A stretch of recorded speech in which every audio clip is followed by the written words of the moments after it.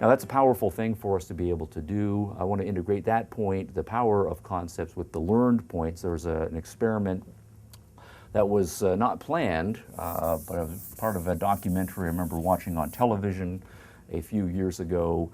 I believe it was in Papua New Guinea.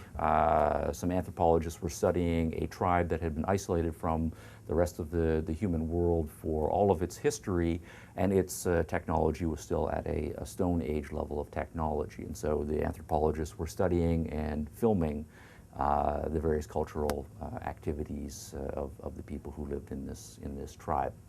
The part that's relevant here is involved the boys who were not yet having gone through puberty, so they were still boys. They not had yet reached manhood, and so they were not yet able to do the hunting and the warrior types of things that the adult males did. Nonetheless, the boys had a job. Their job was to look after the goats of the community.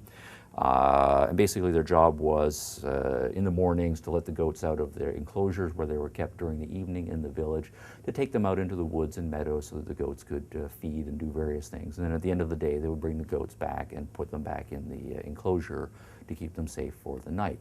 What was striking was the way they kept track of the number of goats that they had in their herd, because in this tribe, they had not yet developed abstract mathematical concepts, even arithmetical concepts, which are the foundational concepts here.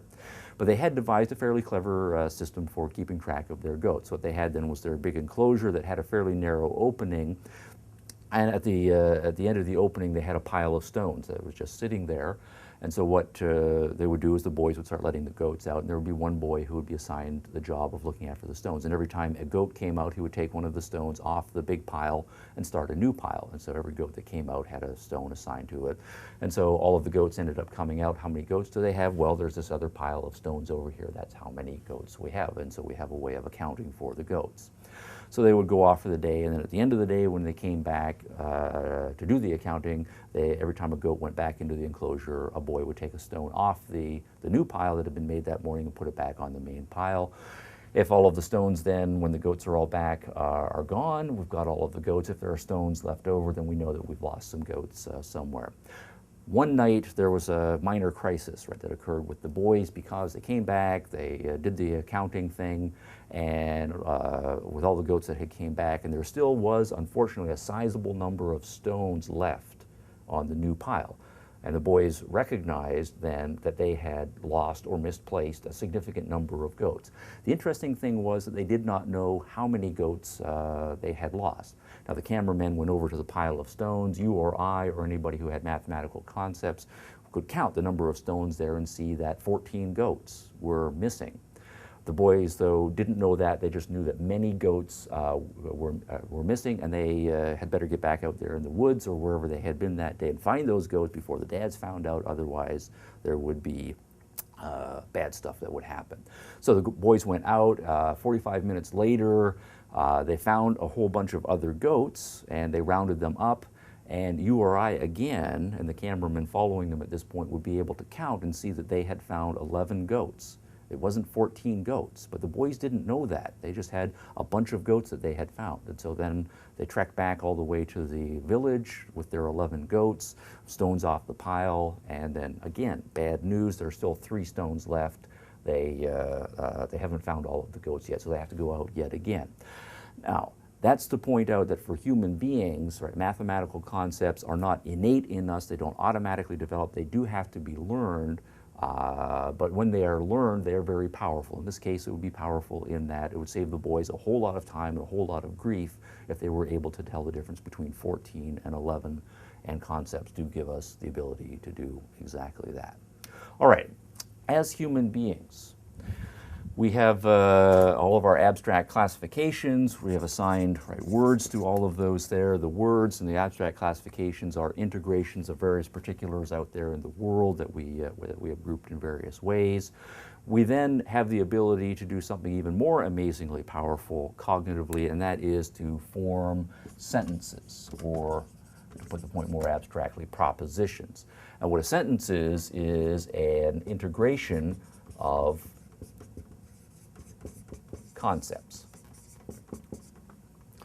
So I might have the concept daddy, and the concept funny, right, and put it together. Daddy, funny, right?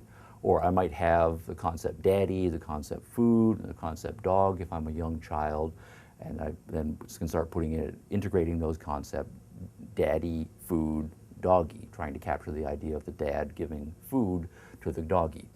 And this is something that children, usually by the time they're a year old or so, are starting to put one or two words together or more in sentences. And again, this is an open-ended power that we have. We can start to put concepts together in increasingly complicated ways to capture various kinds of patterns of events and entity structures out there in the world. And again, it is learned and is something that's very powerful for us to be able to do. So for example, by the time we're children, we can understand the following sentence. The quick brown fox jumped over the sleeping dog and ran into the hen house. Now, I didn't count that number of words, but for you to be able to understand, as you did understand that sentence, as easily, as fluidly, and as fluently as you could, think about what had to go into that. Each of those concepts had to be learned individually, and you had to get to the point where it is more or less automated rather, in your thinking process. So I can string those concepts together, and it is very simple for you to understand that kind of a sentence. Now, obviously, as the level of abstraction, the newness of the abstractions that we are dealing with gets more complicated, it's more difficult for us to follow complicated sentences like that. But with practice, we increase the fluidity and fluentness with which we are able to form sentences. As human beings, we also have the power to go beyond this. We can start then taking sentences and putting a whole bunch of them together into little stories. We can call those stories narratives. So if we read to our children, after they are able to understand sentences, usually with picture books, because we're integrating the senses and the concepts here. We'll have a picture, the child can look at the various entities, and then we can start describing them conceptually, assigning the words to various things, and then use sentences to describe the situation that is being pictured there. And then over the course of several pages, the different descriptions get integrated into a narrative, and the child then can follow a whole series of sentences and understand how they all relate to each other and see them as a unit. So this is then an integration, right, of sentences. A little story. And again, this is open-ended and powerful. At a certain point, the child can move beyond picture books and understand abstract narratives in their own right. The length of the narratives can increase from being a few pages maybe to being whole chapters. The child makes a transition from the books that we read to younger children to various kinds of chapter books, and then on to novels, on to trilogies, on to the ability to follow the whole story arc, say, of a television series as it develops over the course of several months.